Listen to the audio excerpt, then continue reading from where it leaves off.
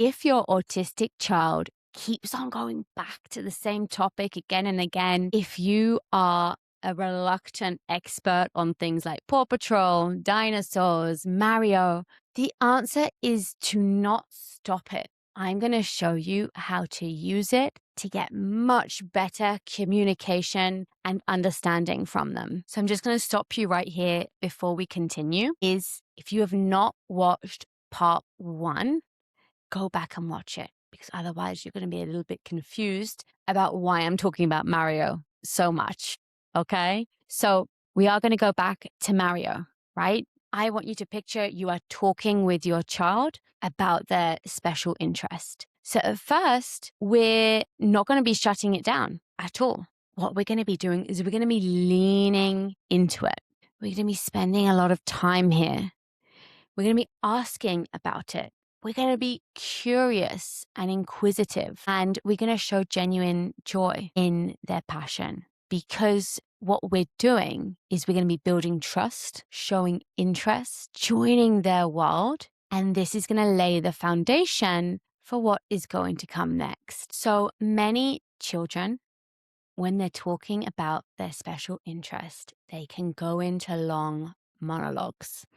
Sometimes they make sense, sometimes they're a bit all over the place, but often that child isn't really thinking like, what are my words making this other person picture and understand? We're going to start trying to shape it with the type of questions we are going to use. So you might set it up as, you know what? I've never actually played Mario before. Can you help me? Can you teach me about it? Then what you might ask is something very, very simple. Something that you know they can answer very easily. What do you picture Mario's hat looks like? Then you might get a bit more challenging. Help me picture this world that you're talking about.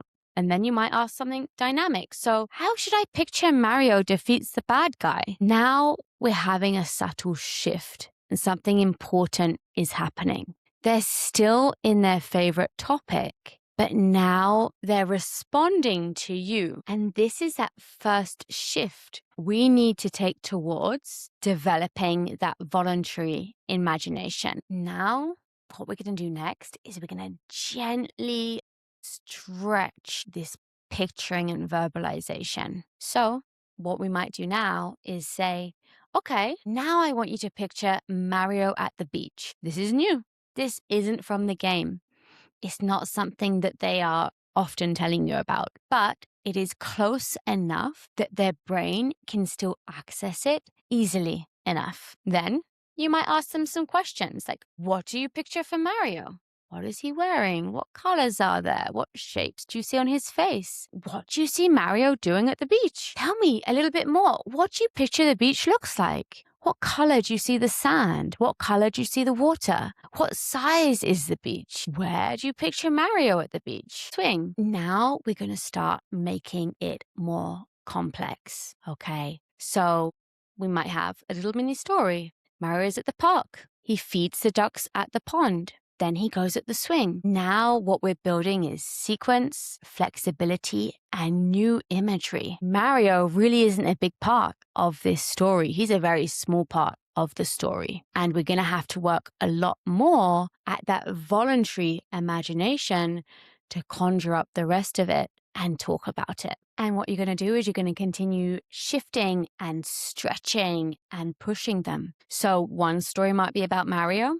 The next might be completely unrelated, right? You still want to keep it engaging, but we want to be really working that voluntary imagination as well. And I just want to make a note. I've given Mario as the example throughout this, but I just mean the topic of Mario. So you could have Donkey Kong in one, Says Peach in another, different worlds that they are in, or if it's dinosaurs, you don't have to use the same dinosaur every single time. We want to keep it interesting. We want to keep it engaging. So if you were listening to this and this reminded you of your child, then I want you to remember it's not about removing their interests. It's about developing their brain, how to choose what to picture. Because once they can do that, conversations are going to improve, their learning is going to improve, their independence is going to improve. So if this resonated with you, I want you to know that I am open as a resource. I have my free masterclass where I'm going to go